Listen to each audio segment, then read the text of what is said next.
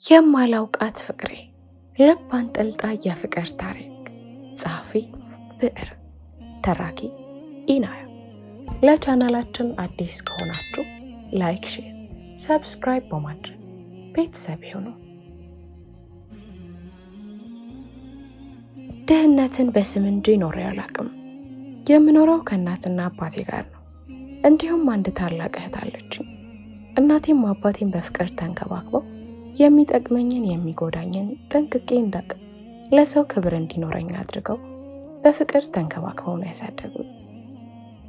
እስካሁን ምንም አይነት የፍቅር ጓደኛ ኖሮኝ አያውቅም።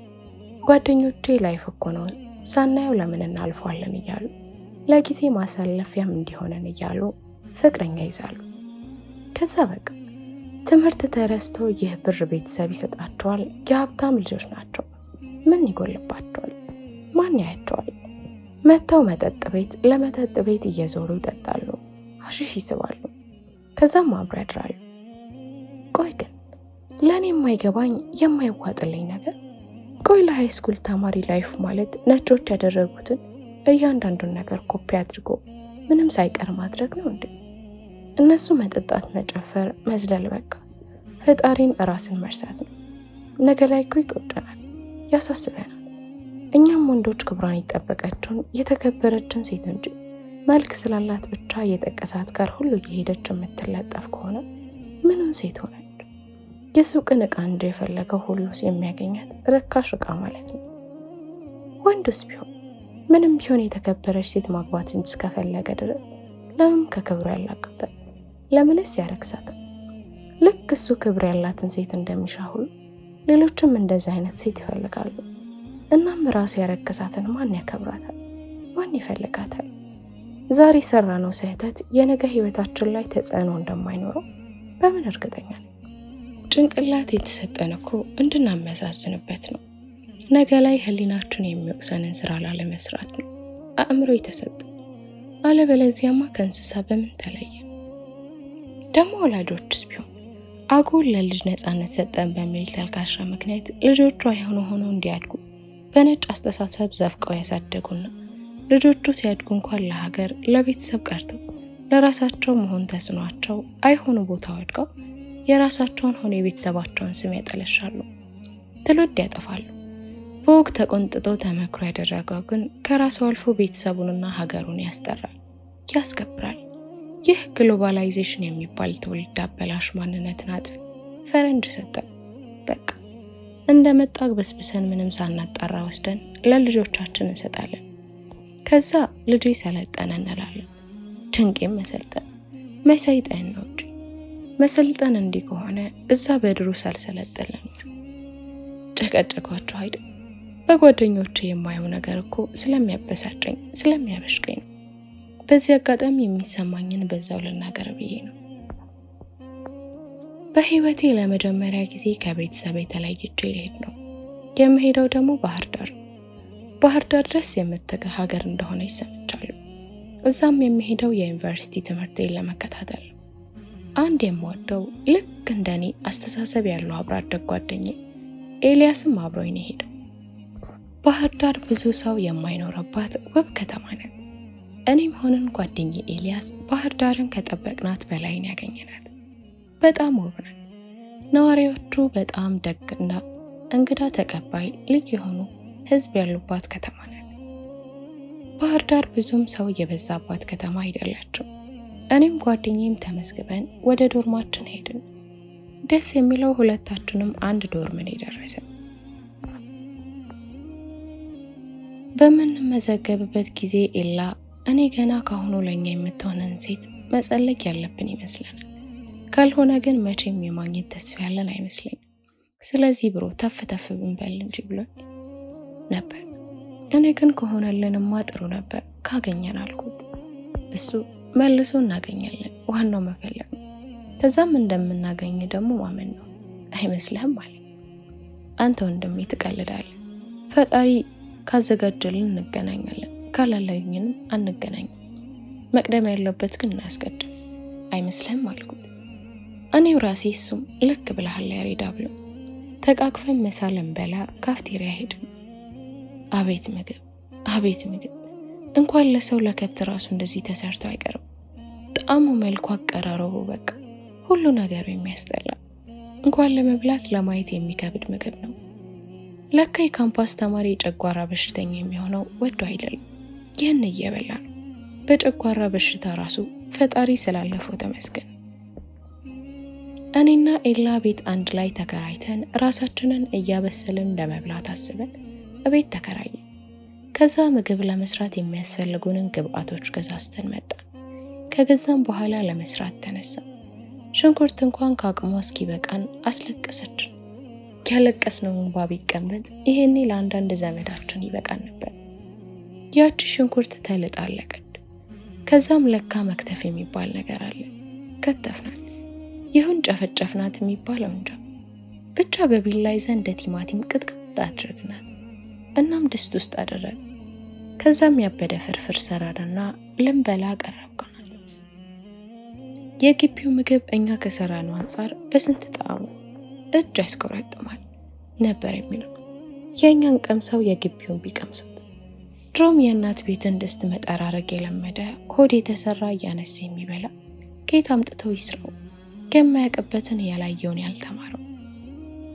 የሰራነው ምግብ ከበርበሬው መብዛት ማቃጠሉ፣ በዛ ላይ ጨው በአካፋ የገባበት ነው የሚመስለው። ምግቡ ምን ይባል ኤላ ነገር ራሱ መቅመስ የምንችል አይመስለኝ። በጨውና በበርበሬ ምላሳችን አደነዘዝ። እረ ሙያ 5 ስታር ሆቴል ነው በዚህ ሙያ የምንከፍተው። አንድ ጉርሻ ለጎረስናት ፍርፍር 1 በርሜል ውሃ ጠጥተን ጨረስን። ብቻ ያቺ ቀን እንደምንም አለፈች። ካለፈ በኋላ ግን እያስታወስናት ስንስቅባት በሰዓቱ እንዳላለቀስንባት። ትምህርት ከጀመረን ሳምንት ሆነን። ሁለታችንም ለትምህርታችን ትኩረት ሰጥተን ነበር ስንማር ነበር። የሚገርማችሁ ነገር እኛ ክፍል ያሉ ሴቶች እንዴት እንደሚያምሩ ያያቸው ነው የሚፈስባቸው። በተለይ ሄለን የምትባለው ከተማሪ እስከ አስተማሪ ነው የሚፈስላት። ግን ያደርጋል። የምታስበው ግን በመልኳ በጭንቅላቷ ማሰብ አትችልም። በመልኳ ሁሉንም ነገር ማግኘት እንደምትችል ነው የምታስበው። በዛ ላይ ንቀቷ ደግሞ እኮ የሚገርመው ነገር ጓደኞቿም እንደሷ በመልካቸው ማሰባቸው ሲያስጠሉ። ግቢ ከገባን በኋላ እኔና ኤላ፣ አብርሃምና ዳንኤል የሚባሉ ልክ እንደኛ አብረው ያደጉ ጓደኛሞችን አግኝተናል። ከነሱ ጋር የተዋወቅነው እኛ የተከራየነው ግቢ ከጎናችን የተከራዩት እነሱ ነበሩ። ከዛ ደግሞ አንድ ክላስ ሆነን ስንገናኝ መግባባት ጀመርን ማለት ነው። ከነዳኒም ጋር እየተግባባን መጣን። እንደዛ ጣዕሙ ከማይታወቅ ምግብ ደሜ ለአብረሽ የሚጣፍጥ ምግብ መብላት ጀምረናል። አብረሽ በጣም ጎበዝ ምግብ አብሳይ ነው። ምክንያቱም ደግሞ እናቱ ሼፍ መሆኗ ነው። ታዲያ የሆነ ቀን ሄለን ምህረት ከምትባለው ጓደኛዋ ጋር ወደኛ ክፍል መጥተው ጠይቀውን የማያውቁትን አንድ ጥያቄ እንድናስረዳቸው ጠየቁ። እኛም ሀገር ሰላም ብለን አስረዳናቸው። እነሱም እናመሰግናለን ብለው ወደ ቀሩት ጓደኞቻቸው እየተሳሳቁ ሄዱ። እኛም ምንም ስላልመሰለን ወደ ራሳችን ወሬ ተመለስን። እነ ሄለን ከኛ ጋር መግባባት ይበልጥ ጀመሩ። እኛን ለምን እንደቀረቡን ባይገባንም ፊት ግን አልሰጠናቸው። በዚህ መሃል ግን ሄለን ከአብርሽ ጋር ያላትን ቅርበት ይበልጥ እያጠናከረች መጣች። ምህረት ደግሞ ከኤላ ጋር፣ ቅድስት የምትባለው ደግሞ ከዳኒ ጋር፣ እየሩስ ደግሞ ከኔ ጋር ቅርበታቸው የጨመረ መጣ። እስከ ዛሬ አብረው የሚጠሩን፣ አሁን ግን ሁሉም የሚፈልጉትን ብቻ ነው የሚጠሩት። እኛም ምናልባት ተቀይረው የወደፊት አጋራችን ይሆናሉ፣ እስኪ እንሞክራቸው ብለን አወራን። ግን ሁላችንም ምንም ቅርበታቸው ደስ አላለን። ግን እንሞክር በሚለው ነው እንጂ ምናቸውም ደስ አላለን። አንድ ቀን ማታ አካባቢ አንድ ቴክስት ተላከ። እንዲህ የሚል ነበር ጽሑፉ። ያሬዳ እንዴት ነህ? እንደማይመለከተኝ አውቃለሁ፣ ነገር ግን ሄለን ያለ ምክንያት እንዳልቀረቧችሁ አውቃለሁ። አሁን ላይ ለምን እንደቀረቧችሁ በእርግጠኝነት መናገር ባልችልም፣ ነገር ግን ያለ ምክንያት እንዳልቀረቧችሁ ግን እርግጠኛ ነኝ። ተጠንቀቁ ይላል መልእክቱ። ለእነ ኤላ ማሳየዋቸው። ዳኒም ይህች ልጅ አወቅናትም አላወቅናትም የኛን መጠራጠር እያረጋገጠችልን ያለች ይመስለኛል። ትዝ ይላቸዋል ለመጀመሪያ ቀን አስረዱን ብለው የመጡ ግን ልክ ከኛ ጋር እንደሄዱ ነበር። መሳሳቅና እጃቸውን ማጋጨት የጀመሩት። ከዛስ እኛን ለመቅረብ የተለያየ ምክንያት እየፈለጉ ተግባቡን። ጭራሽ ደግሞ አሁን ተከፋፍሎ ያዙ። ታዲያ ይህ ያለ ምክንያት ከኛ ጋር መጡ ለማለት አይከብድም ብላችሁ ታስባላችሁ? አለን። ኤላም ቀጠለና ስለ እነዚህ ልጆች ከበፊት ትምህርት ቤታቸው ምን አይነት ልጆች እንደነበሩ ማጣራት ሳይኖርብን አይቀርም አለ። አብርሽም አዎ፣ ነገር ግን ከነሱ ጋር ያለን ቅርበትም እንደነበረን የሚሆነው ምክንያቱም እነሱ እንዳይነቁብን አለ። ሁሉም አንገቱን በመነቅነቅ ተስማማ። እኔም እሺ አልኳቸው። እኔ ግን ሐሳቤ ነበረው ቴክስቱን የላከችልኝ ማናት የሚለው ነበር። ሌሊት ላይ ተነሳውና ቴክስት የተላከበትን ስልክ ሴቭ አድርጌ ቴሌግራም ካለው ለመፈለግ ሞከርኩ። ነገር ግን ስልኩ ቴሌግራም አልተከፈተበትም። ውስጤ ደግሞ ማናት ማን ትሆን በሚል ጥያቄ 10 ጠይቀኛል። እኔም ግን መልስ አጥቼበታለሁ። ነገር ግን አንድ ነገር ወሰንኩ። ማንነቷን ለማወቅ በዚሁ በቴክስት እሷን ማውራትና ስለ ማንነቷ ማጣራት በቃ ያለኝ ምርጫ ይህ ነው። ምክንያቱም ያለኝ ስልኳ ብቻ ነው፣ ግን መደወልም እችላለሁ። ቆይ ይንጋና ደውላለሁ። ልክ ሲነጋ ተነስቼ ደወልኩኝ፣ አይነሳም። አሁንም ሞከርኩኝ፣ አሁንም አይነሳም። እንዲህ ቀኑን ሙሉ ስሞክር አመሸሁ። ማንም ግን አንስቶ ያናገረኝ ሰው አልነበረም። አብርሽ 10 ስደውል አይቶ ምን ጋር እንደምደውል ጠየቀኝ። እኔም ማታ በቴክስት ያናገረችኝ ልጅ ጋር አልኩት። እሱም ከት ብሎ ሳቀና ቆይ አንተ ይህን ያህል ስለማንነቷ ማወቅ ለምን ፈለግካለኝ? እኔም እንጃ አላቅም፣ ብቻ ግን ውስጤ ስለማንነቷ ማወቅ ይፈልጋል። ለምን እንደሆነ ግን አላቅም። እሺ ግን ወንድ ትሆን ሴት በምን አወቅክ ብለን ቁጭ። እውነት እኮ ነው። አሁን ሴት መሆኗን በምን አውቄ ነው እሷ እያልኩኝ ማወራው ብዬ ራሴን ጠየቅኩ። ያለኝ አማራጭ በዛው ቴክስት ማውራት መጀመር ነው። ትላንት ቴክስቱ በገባልኝ ሰዓት ጠብቄ ሃይ ብዬ ላኩ። ሰላም የሚል ምላሽ ተላከልኝ። ከዛም አንተ ልበል አንቺ ብዬ ላኩ። አሁን ግን እንደ መጀመሪያው ቶሎ አልተመለሰልኝ። የጠየቅኩት ጥያቄ ምናልባት ልክ አይሆን እንዴ? አልደለተው ቴክስት ላይ ነው አልተው እስካሁን አልተመለሰልኝ። ጨነቀኝ። ቆይ ግን ይህን ያህል አስጨነቀኝ ለምንድን ነው? ምን አገባኝ? ማንስ ቢሆን ቢቀርስ ለምን ለራሴ ሌላ ስራ ጨምራለሁ ብዬ ልክ ስልኬ ላስቀምጠው ስል ቴክስት ገባልኝ። እንዴት ቶሎ ብዬ ስልኬን እንዳየሁት። ነገር ግን ቴክስቱን ካየሁት በኋላ በራሴን ያፈርኩት። በቃ በራሴ በጣም ነው የተናደድኩት። በአንድ ቴክስት እንደዚህ ልወዛገብ ራሴን እስከማስጨነቅ ድረስ የደረስኩት እንደዛ ተቻኩ ያየሁት ቴክስት ከቴሌ ተላከ ቴክስት ነበር። በወቅቱ የተሰማኝን እንዴት በቃ ቃላት የለውም። ትንሽ ቆይቶ ቴክስት ገባልኝ። ሳየው ስጠብቅ የነበረ ቴክስት ነው። ይቅርታ ስለዘገየው እራት እንድበላ ወደ ታች ወርጄ ነበር የሚል ጽሑፍ ነበር የተላከልኝ። ሰዓቱን ሳየው የግቢ ራት መብያ ሰዓት ነው። ግን ደግሞ የሀብታም ልጅ ሆኖ ቢሆንስ ብዬ ግራ ተጋባውና የት ግቢ ነው ብዬ ጻፍኩ። አዎ ግቢ ነው፣ አሁን በልቼ ጨርሼ ስለተመለስኩ ማውራት እንችላለን ብሎ ላኩልኝ። በዚህ ቴክስት ከባለ ቴክስቱ ጋር አንድ ግቢ እንደሆነ ተረዳው። አሁንም ግን ወንድ ትሆን ሴት ማወቅ አልቻልኩም ነበር። እኔም እስከማውቅ ድረስ ለማውራት ወስኜ ማውራቴን ቀጠልኩኝ። ያሬድ እሺ እንታወቅ አልኩኝ። ይቻላል፣ እኔ አንተን ስለማውቅህ ራስህን ማስተዋወቅ አይጠበቅብህ። እንዴት ልታውቅ ይቻላል ወይም ቻልሽ? ህሊናም እንዴት እንደሆነ አሁን መንገር አልችልም። ለማንኛውም ህሊና እባላለሁ። እሺ የስንተኛ ዓመት ተማሪ ነሽ? የመጀመሪያ ዓመት ተማሪ ነኝ። እኩል ነና? አዎ ነን። ምን ዲፓርትመንት ነሽ? አይ እሱን እንኳን ሌላ ቀን እነግርሃለሁ። ለምን? እኔ ስለዚህ ጉዳይ እንደነገርኩ ማንም እንዲያውቅ ስለማልፈልግ። እሺ ለምን ልትረጂኝ ፈለግሽ? እሱን እኔም አላውቅም፣ ብቻ ውስጤ እንድረዳችሁ ስለነገረኝ አደረኩት። ውስጥሽ ስላለሽ ብቻ ያለምንም ምክንያት እንዴት ልትረጂኝ ቻልሽ? ቆይ አንድን ሰው ለመርዳት ምክንያት ያስፈልጋል እንዴ? ሰው በመሆንህ ብቻ እኮ ልረዳህ ይገባል። ወይስ አንድ የማያውቁትን ሰው ለመርዳት ሌላ ምክንያት ሊኖረው ይገባል ነው የምትለው? ሰብአዊነት የሚባል ነገር እኮ አለ፣ ሰው በመሆንህ ብቻ የሚሰማ። ወይስ አንተን የረዳው በእነ ሄለን ቀንቼ ወይም ደግሞ እነሱ የቀረብኳቸውን ሰዎች በሙሉ ስለነሱ የውሸት ወሬ እያወራሁ የማረቅ መሰለ?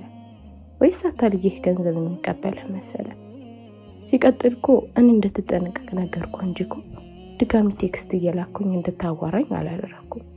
ብችል እንደውም አመሰግናለሁ ልትለኝ ይገባል።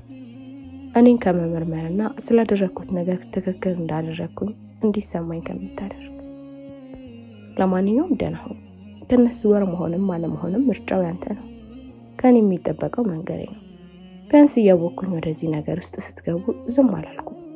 ስለዚህ ነገ ላይ ለምን አልነገርቻቸውም ከሚለው ከህሊናዬ ወቀሳ ቢያንስ ድኛለሁ ብላ ላከችልኝ። እኔም ይቅርታ እንዲህ እንድትሰማሽ አስቤ አይደለም ብዬ ላኩላት። እሷ ግን አልመለሰችልኝም። እኔም ሌላ ቴክስት አልጀመርኩም። ስልኬን አስቀመጥኩ። ምናልባት እንደ ቅድሙ ቆይታ ከላከችልኝ ብዬ ነው ያስቀመጥኩት። እሷ ግን ሳትመለስ ቀረች። አንዳንዴ የምንናገራቸው ነገሮች ስንናገራቸው ለራሳችን መጥፎ አስበን ሳይሆን እኛ የተሰማንን ልክ ነው ብላ ያሰብነውን የምንናገረው።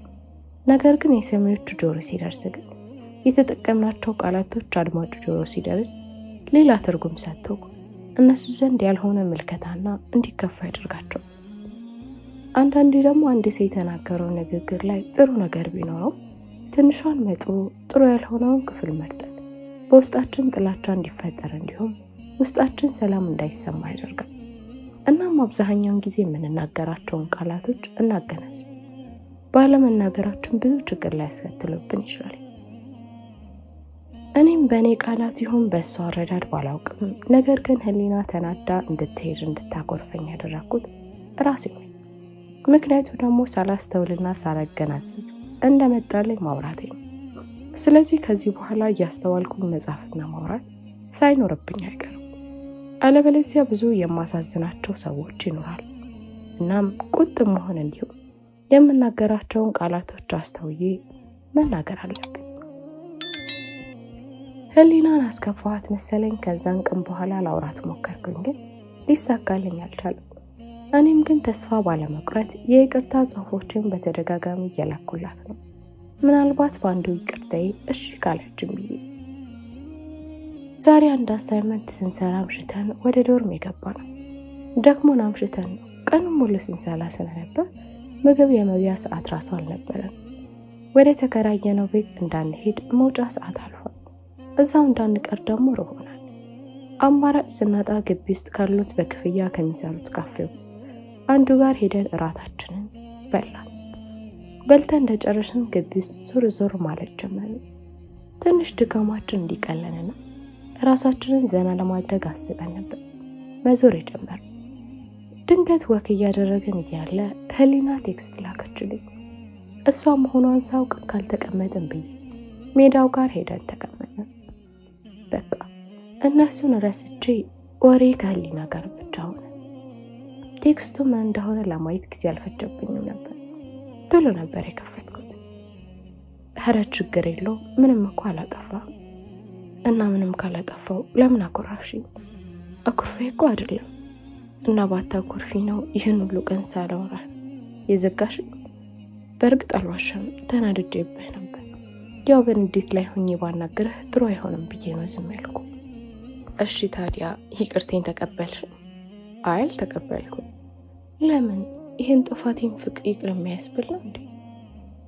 ይቅርታ ጠይቅህ ደስ አላለኝ። አልገባኝም። እንዴት ነበር ይቅርታ መጠየቅ የነበረብን? ተንበርክከህ ነው። እና ተንበርክክ የለ እንዴ? መቼ? ይቅርታ አስጠይቅሽ ነው። ኧረ እባክህ ምን ነው ያላየሁህ ታዲያ? ምን ችግር አለው? ስንገናኝ ታየዋለሽ። እሺ ለማንኛውም ይቅርታህን ተቀብያለሁ። ሎሬ ድምቀት ነው እንደዚህ ያልኩ። ይቅርቴን ስለተቀበልሽኝ ምንም አይደለም። በቃ ከዚህ በኋላ ምን ብዬ እንደማዋራት ግራ ገባኝ። የምጽፈው ስለጠፋብኝ ደህና ደሪ ብያት ወሬውን ቋጭ። እኛም ከሜዳ ተነስተን ወደ ዶርም ተመለስን። ደግሞኝ ስለነበር በቃ ልክ እንደ ድመት ነው ገብቼ ጥቅለል ብዬ ተኛሁት። ከዛን ቀን በኋላ እኔና ህሊና የቴክስት ጓደኛሞች ሆነ። ማታ ማታ ሳናወራ እናድርም። ምን እንደምናወራ እኮ አናውቅም፣ ግን የሆነ ያልሆነውን እየቀበጣጠረ እናመሻለን። የሚገርመው ግን እሷን ሳወራት በቃ የቅርቤን የምወደውን የሚረዳኝን ሰው ያገኘው ያህል ነው የሚሰማኝ። ረጅም ዓመት የማውቃት የቅርብ እህቴ ያህል ነው የሚሰማኝ። እናም እሷን በማግኘቴ ደስተኛ ነኝ። ከነ ሄለን ጋር ያለን ግንኙነት በጣም ጠንክሯል። ኢየሩስም ሰበብ አስባብ እየፈለገች ከኔ ስራ አጠፋ። የትም ለሆን አብራኝ ናት። ማታ ራሱ አብራኝ ብትሆን ራሱ ደስታዋ አልሆነም ብሏት እንጂ ቢሆንላትማ ደስ ይላል። ሄለንም እንደዛው ከአብርሽ ጋር እፍ ብለዋል። የሚገርመው አብርሽም እሷን እየፈለጋት ስለመጣ አብሮነታቸውን አልጠላው፣ እንደውም ወደደው እንጂ እሷም የእሱን እሷን መፈለግ ስላገባት የመጣ ይመስለኛል። ቅርበቷን ከመጀመሪያው ይበልጥ እየጨመረች ነው። ኤላና ዳኒ ምህረትም ሆኖ ቅድስት አልተመቿቸውም። በተለይ ዳኒ ቅድስትን ጠልቷት ሊሞት ነው። እንደውም እሷን ሳይ መንገድ ሁሉ ይቀይሳል። እሷም የማይገባት ሆና ይሁን ያልገባው ለመምሰል ይሁን ባይገባኝም ልትርቆ አልቻለችም። ኤላ ቢጠላቸውም ጥላቻውን ግን እንደ ዳኒ ግልጽ ሆኖ አይታየበትም። ነገር ግን ንግግሩም ሆነ ቅርበቱ ቁጥብ ነው። በእሱና በእነሱ መካከል ላለው ቅርበት ገደብ አብጅቷል። ያን ገደብም እሱ አያልፍም፣ እነሱም እንዲያልፉ አይፈቅድላቸው። እኔና አብርሽ እንጂ እንደ በግ ዝም ብለን የምንነዳ ከብቶች። አንዳንድ ሰዎች አብረው መሆን ሳይፈልጉ የእኛን ስሜት ላለመብዳት፣ እኛን ላለማስከፋት፣ ላለማስቀየም ሲሉ እኛ የምንላቸውን ሁሉ እሺ እያሉ አብረው ይሆናሉ።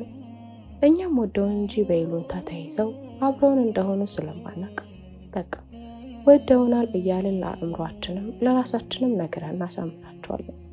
ነገር ግን እነሱ እኛን ላለመጉዳት እንደሚቀርቡን አናውቅም፣ አናስተውልም። ያወቅን የተረዳን ቀን ግን ህይወታችን የሚመሰቃቀል ድጋሚ ላይስተካከል ድጋሚ ሰው ላንቀርብ ሆነን ይሰበራል። አእምሯችን ይህን መቀበል መሸከም ይከብደዋል። እኛም እንወድቃለን፣ ላንነሳ እዛው ተሰባብረን እንቀራለን። አሁን እኔ በይሉንታ ነው ኢየሩስን የቀረብኳት። ጓደኛሞች መሆን አንችልም ብዬ ከማረቃት እሷ እንደፈለገችው ልቅረባት፣ ጓደኛ ለሆናት ብዬ። ይህን የኔን ስሜት ያወቀች ቀን ግን እንዳትጎዳ ፈራላታለሁ። እሷ ምን አስባ ለምን እንደቀረበችኝ አላውቅም። ነገ ላይ ግን ያሬድ እኮ ጓደኛሽ የሆነው ጓደኝነታችሁን ፈልጎት ሳይሆን አዝኖልሽ ነው። ጓደኛዬ እንድትሆኝ አልፈልግም ብሎሽ ሰው አይፈልገኝም ብለሽ እንድታስብ ይሉኝታ ይዞት ነው እንጂ ጓደኝነታችሁን ፈልጎት አልነበረም ስትባል የሚሰማትን ስሜት ምን ያህል ከባድ እንደሚሆን ማሰብ ከባድ ነው። እኔ የሚያሳስበኝ ያለው ይህ ነው። አብረት የመሆን መስሏት ቀርባኝ በኋላ ላይ እንዴት እኔ ልርቃት እችላለሁ የሚለው ለእኔ ትልቅ ራስ ምታት ነው። በጣም ትልቅ። ገና ካሁኑ አሳስቦኛል። ደግሞ ፍርሃቴ ልክ ነው። ፈጣሪ ይህ እንዳይመጣ ይርዳኝ እንጂ ከመጣ ጣጣው ብዙ ነው። ህሊናም በጣም ለምጃታለሁ። በዛ ላይ ከጠበቅኳት በላይ ነው ያገኘኋት። በመጀመሪያ የቀረብኳት ሆነ ያወራኋት የዛን ቀን ለምንኛ አዝና አስባለን የነገረችን ወይስ ሌላ ሀሳብ ነበራት የሚለው የራሴን ጥያቄ ለመመለስ ነበር እሷን ሳናግራት ነበር። አሁንም ለምን እንደሆነ ማወቅ ብፈልግም መጠየቅ ግን እፈራለሁ። ያኔ ለመጀመሪያ ጊዜ ስጠይቃት ተናዳ እንዳታኮርፈኝ ብዬ እሰጋለሁ። በዚህ ምክንያት መጠየቅ አልፈልግም። ምክንያቱን ማወቅ ብፈልግም እሷን ግን ማስከፋት አልፈልግም። አሁን ላይ ከጓደኞቼ በላይ የምትቀርበኝ እሷ ነው።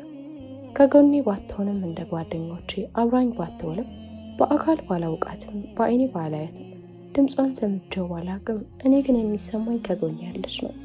አብራኝ የምትውል የኔ ምላት የልቤ ሰው የማዋያት የምትረዳ ከጎኔ ጠፍታ የማታውቅ የቤተሰቤን ናፍቆት የምታስረሳ ብቸኝነቴን የምረሳባት ምርጥ ጓደኛ ይመስላል የምትታየው የማስባት ነው። በቴክስት ስታወራኝ ራሱ እኮ ከጎኔ ሆና የምታወራኝ ነው የሚመስለኝ። አይገርምም? እንኳን በአካል በስልክ እንኳን ድምጿን ሰምቻት ለማላውቃት ልጅ ከጎኔ ካሉት ጓደኞቼ በላይ በጽሁፍ ለማውቃት ልጅ በዚህ ያህል ማመን እናም ለሷ በህይወቴ ቦታ መስጠት። የሚገርመው ነገር ሳታወራኝ የዋለች ቀን ልክ ሱስ እንዳለበት ሰው የሚያደርግ የመሆነውን የማጣው ሳላውራት መዋል አልችልም። ከምናወራበት ሰዓት ካረፈደች ራሱ ያንጫንጨኛል፣ አልቅስ ይለኛል። ልክ እናቱ ጥላው እንደሄደች ሕፃን ያደርገኛል። እሷ እስከምታወራኝ ድረስ እንደዚሁ እየተነጫነጭኩኝ እውላለሁ። እና አብርሽም ስነጫነጭ ሲያዩኝ ገና ባንዴ ይገባቸውና ህሊና ላወራቸውም ማለት ነው ብለው ብቻዬን ይተውኛል። ልክ ደግሞ እናቱን ናፍቆ እንዳገኛት ሕፃን ልጅ ስፍለቀለቅ፣ ስስቅ፣ ስቦርክ ነው በቃ አዋራችሁ ማለት ነው ይላሉ። በዚህም ምክንያት ሳታዋራኝ እንዳትውል ይጸልያሉ። ብቻ ግን በአጠቃላይ ህሊናን ከሚባለው በላይ ለምጫታለሁ። በአጭር ጊዜም ቢሆን አመኛታለሁ። ሄለንና አብርሽ ያላቸውን ቅርበት በጥፍ ጀምሯል። ጭራሽ ተለያይተው አያውቁም። ክላስ ራሱ ሲቀመጡ አብረው ለእኛ የሚሆን ጊዜ ራሱ እስከሚያጣ ድረስ ነው። ግቢ ውስጥ ራሱ ጠብ አደረገችው። አልሸነፍ ያለውን እምቢተኛውን ልጅ አሸነፈችው። ቆንጆዋን ልጅ እኮ አጠመዳት። ስንት ሰው ሲፈልጋት እንዳልተጋደሉባት አብርሽ ባንዴ ጠብ አደረጋት እየተባለ ግቢ ውስጥ መወራትም ጀምሯል። ይሄ ያዝልቅላቸው እንጂ። ዳኒና ኤላ ከምህረትም ጋር ሆነ ከቅድስት ጋር ያላቸውን ቅርበት ጭራሽ አቁመውታል። ሊያዩዋቸው ራሱ አይፈልጉም። እነሱ ባሉበት በደረሱበት አካባቢ አይደርሱም። ሊያወራቸው ራሱ አይፈልጉም። ምህረት ኤላን ለማግኘት ሞክራ ሳይሳካላት ሲቀር ተስፋ ቆርጣ ትተዋለች። እሱም ምዕራፍ አግኝተዋል። ቢያንስ የፈለገውን ማድረግ ችሏል። ቅድስት ግን አሁንም ድረስ ተስፋ አልቆረጠችም። አንድ ቀን እሺ ይለኛል ብላ በማሰብ ዳኒም በጣም አስቸግረዋለች። እሱም እንዴት እንደሚያርቃት ግራ ገብቶታል። በሄደበት ቦታ ሁሉ ቅድስት አለች። በሚገኝበት ቦታ ሁሉ ትገኛለች። ካፍቴሪያም ታገኘው፣ ላይብረሪም ታገኘው፣ መንገድ ላይም ታገኘው፣ በቃ የትም ምንም አይነት ቦታ ታገኘው ዳንዬ ብላ ልጥፍ ትለበታለች። ይህ ነገሯ ደግሞ እንኳን እሱኛ ራሱ እንዴት እንደሚያስጠላ። እሱ ደግሞ ከላይ ላይ አንስቶ ይወራውራታል። እሷ ግን ምንም አይመስላትም። የሆነች ደረቅ ደነዝ ነገር ነች። ግቢ ካፍቴሪያ ሰኞ ሰኞ ነው የሚሰራው። ምግብ ደስ የሚል ስለሆነ ምሳ የምንበላው ግቢ ውስጥ ነው። እናም ልንበላ ስንገባ የግቢው ተማሪ በተሰበሰበበት ቅድስት እንደተለመደችው ዳንዬ ብላ ልትለጠፍ ተንደርድራ ስትመጣ ዳኒ የያዘውን ምግብ ልብሱ ላይ ደፋችበት። በወቅቱ ዳኒ ፊቱ በአንድ ነበር የተቀየረው። የለበሰው ልብስ ደግሞ ነጭ ነበር። በዛ ላይ ከዚህ ሲወጣ አባቱን ሊያገኘው ቀጠሮ ስለነበረው አባቱ የሚወደውን ነጭ ቲሸርት ነበር የለበሰው። ልብሱ መበላሸትን ሲያይ እንባው ነበር የመጣው። አባቱን በስንት ጊዜ ስደት ቆይታ በኋላ ሊያገኘው ነበር የሚሄደው። በመጀመሪያ መገናኛ ቀናቸው አባቱ የሚወደውን ልብስ ለብሶ ሊያስደስተው አምሮበት መታየቱ በአባቱ ፊት አምሮብሃል ልጄ፣ አድጋሃል ልጄ፣ ያኔ ያሰዋህ ልብስ ዛሬ ላይ ልክ ሆኗል፣ ከኔ በላይ አንተ አምሮብሃል እንዲለው አባቱ ከሰጠው ጊዜ ጨምሮ አንድም ቀን ሳይለብሰው የአባቱን ጠረን እንዳይጠፋበት ሳያጥበው ከሌላ ልብስ ጋር ሳይደባልቀው ተንከባክቦ አባቱ ሲመጣ ሊለብሰው ቃል ገብቶለት ነበር። ዛሬ ላይ የለበሰው ግን ምን ያደርጋል? ተበላሸበት። ልክ ልብሱ ሲበላሽ ባንዴ ነበር ተስፋ የቆረጠው። ወዲያው ቅድስትን አንቺ ቆይ በቃ እንደትደርሽብኝ ስትባይ ስም ይታይሻል ልብሴ እንዴት እንዳበላሸሽ፣ ቢያንስ እንኳን ምን ላይ ማስተዋል ብትችይ ለምን እንደዚህ ትሆኛለሽ? በቃ እኔ ካንቺ ጋር አብሬ መሆን አልችልም፣ አልፈልግሽም። ሰማሽ ዳኒ፣ እኔ እኮ ስለምወድህ ስለማፈቅርህ ነው እንዲህ መሆነው። ቆይ ለምን አይገባህም ግን? እኔ እንድታፈቅኝም ሆነ አጠገቢ እንድትደርሽ አልፈልግም። ከእስከ ዛሬው ስራሽ ደግሞ ዛሬ ልብስ የማበላሸትሽ ይበልጥ እንድጠራሽ አድርጎኛል። ምን ያህል ታጥቦ ይጠራል እኮ አውቄ ያለፈውበት ደግሞ ለ50 ብር ቲሸርት ታካብዳል። ከፈለክ አዲስ ገዝቼ ይሰጥሃል። ምን አለ ቢያንስ እንኳን ይቅርታ ብትጠይቂ። አንቺ 50 ብር ነልሽ፣ ለኔም በምን የማይተመን ዋጋ ነው። አንቺ ደግሞ ከመልክሽ ውጭ አስበሽም ሆነ ማሰብ ፈልገሽ አታውቂም። ብታውቂ ሰውነት መልክ ባዳ ነው።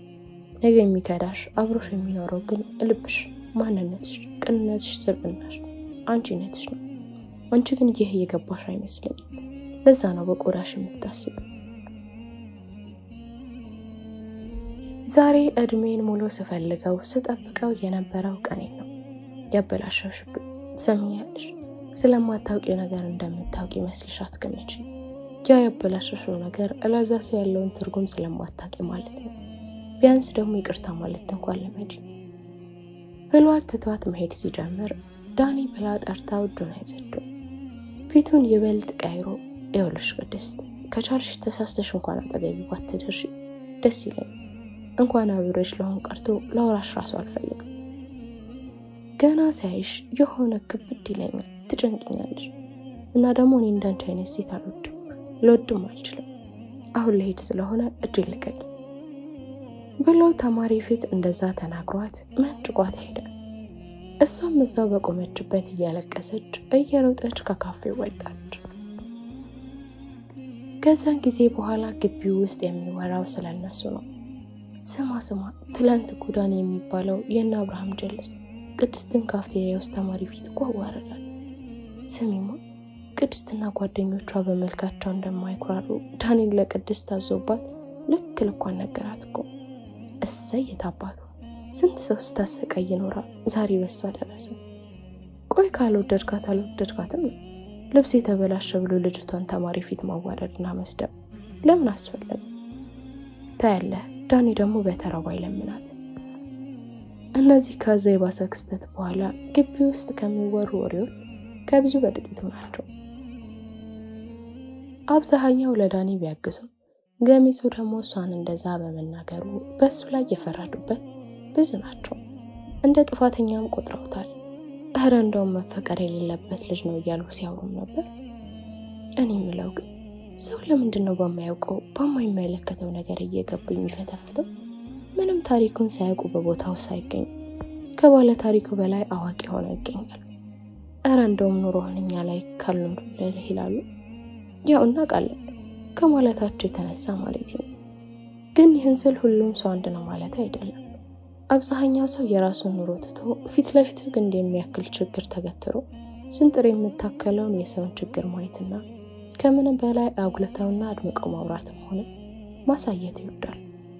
ቆይ ግን የራሳችንን ስህተት ማን ይንገር? የሰውን ስህተት እንደዚህ ፈልፍለን አጉልተን የምናሳየው እኛም እኮ አንድ ቀን እንደዚህ ልንሆን፣ ዛሬ ላይ በእነሱ የደረሰው ነገ ላይ በእኔ ላይ ሊደርስ ይችላል በልን እንዴት አናስብም? ነገ በእኔ እኮ ነው የሚባለው። ይህን ስለማናስብ ነው ሰው ላይ ለመፍረድ የሚቀለን የምንፈጥነው። ከህሊና ጋር ካወራን ሳምንት አልፎናል። አሁን ላይ ያለሁበት ሁኔታ በጣም ግራ የሚያጋባ ውጥንቅጥ ስሜት ውስጥ ነው ያለው። እኔ እንጃ አላቅም እንዴት እንደምገልጸው። በመደሰትና በመከፋት በመሳቅና በማልቀስ መሀል ያለ ስሜት ምን ይባላል? በምንስ ቃላት ይገለጻል? እንዴትም ሊገለጽ አይችልም። ማንም አይረዳው።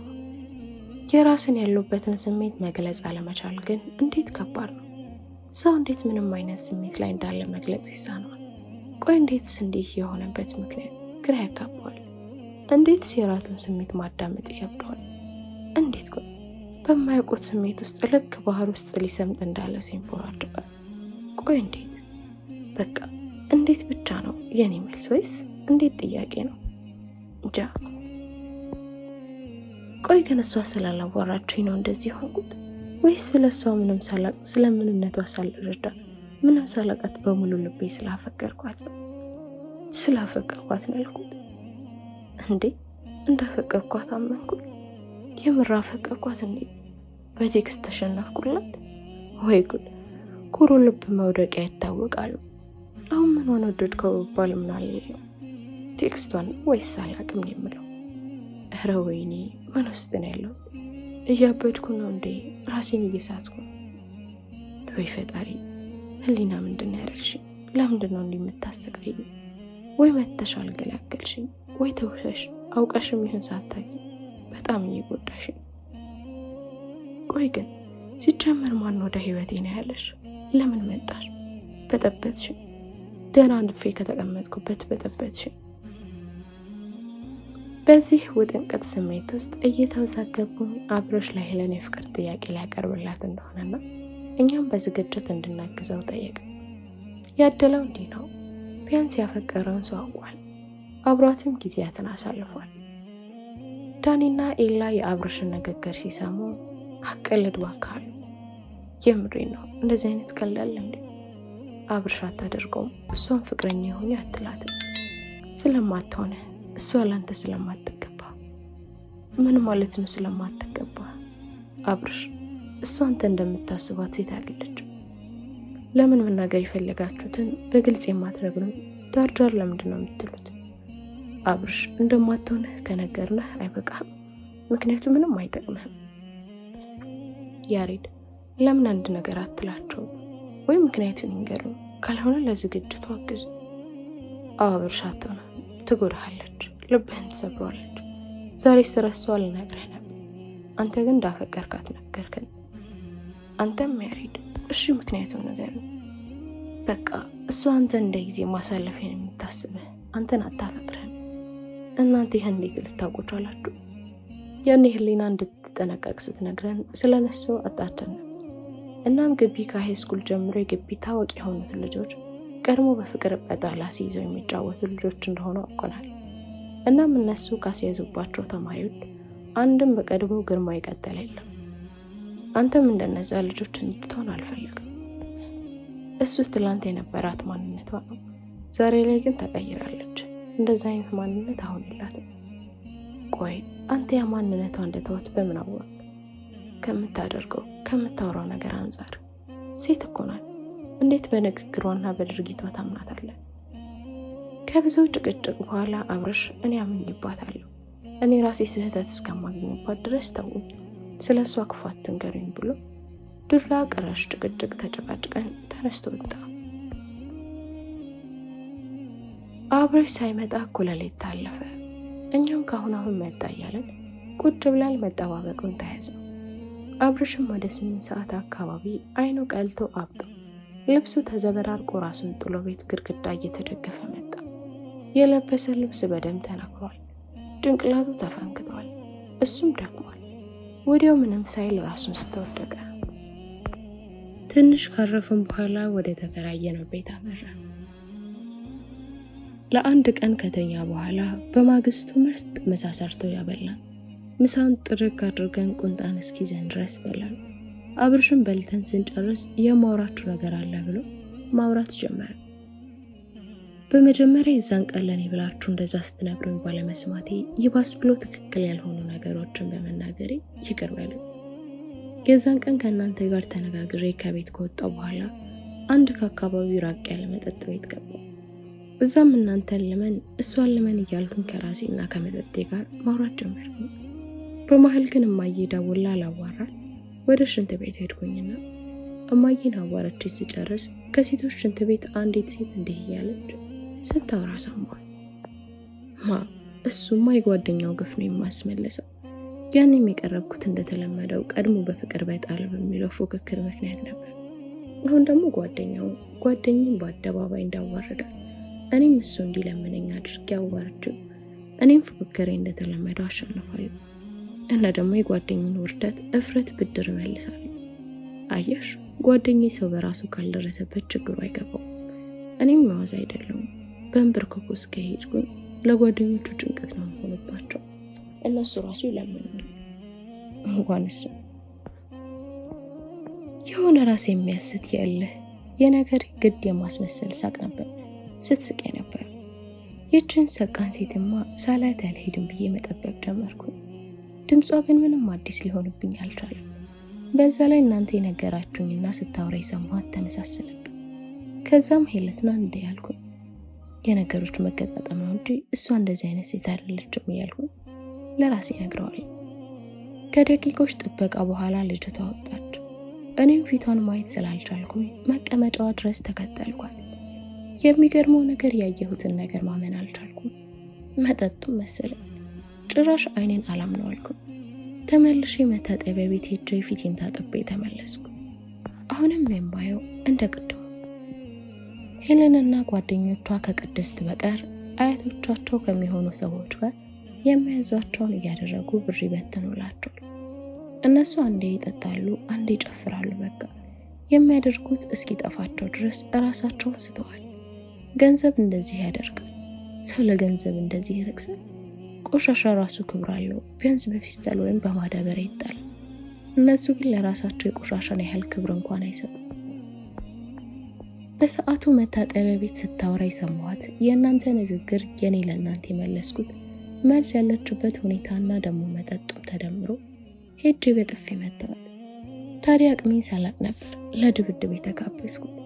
እኔ እሷን ስመታት እዛ የነበረው የሺባው ጋርድ የኔን ጥፊ በጠርሙስ ኩርኩም መለሰልኝ። እኔም ጥፋቴ ስለሆነ ምንም ሳልል አፌን ዘግቼ ደሜን እያዘራው ከቤት ወጣ። እኛም የአብርሽን ይቅርታ ተቀብለን ከእነ ሄለን ጋር ያለንን ግንኙነት ሙሉ ለሙሉ ለማቋረጥና ሙሉ ትኩረታችን ላይ ትምህርት ላይ ለማድረግ ተስማማን። እኔ ግን ህሊናን ሳላስብ ማደርም ሆነ መዋል የምችል አይመስለኝም። ምክንያቱም ከሀሳብ ጠፍታ አታውቅም። ይኸው ካወራችኝ ራሱ ሳምንታት ተቆጠሩ። ምን ሆና ብቻ በሰላም ከሆነ የጠፋቸው። የማያገኙትና የማያውቁት ነገር ላይ ዋጋ መክፈል አገኛለሁ ብሎ መጠበቅ ምንም ነገር ላይ ላይለወጥ ዛሬም ነገም ሁሌም በተስፋ መኖር ይሰለቻል። ምንም አዲስ ነገር አለማየት ተስፋ ያስቆርጣል፣ ግን መኖር አይቀርም። እናም በባዶ ተስፋ ማድረግ ቢሰለቸንም ተስፋ እያደረጉ መኖር ነው። አብርሽ ሄለንን ሊያየት አይፈልግም። እሷም እንደ በፊቱ እሱን ስታይ መታ ሰላም አትለው። እሱ ያለበት ቦታ አትገኝም። እንዳውም ስታይ ትሸሻለች።